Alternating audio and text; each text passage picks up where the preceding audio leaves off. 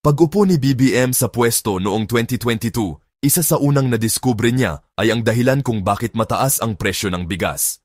Hindi lang ito simpleng problema ng supply at demand, ang mas malala, mismong ilang opisyal ng gobyerno raw ang sangkot sa smuggling ng bigas. Sila raw ang nagpapasok ng smuggled rice ng walang habas, kaya naapektuhan ang presyo sa merkado at nawalan ng kita ang mga magsasaka.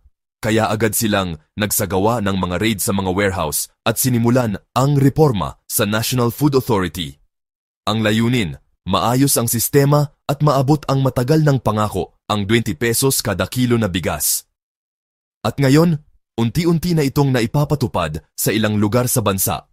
Dagdag pa ni BBM tumaas ang produksyon ng palay noong 2023 at 2024 dahil sa mga irrigation project, dam construction at pamamahagi ng makinarya sa mga magsasaka.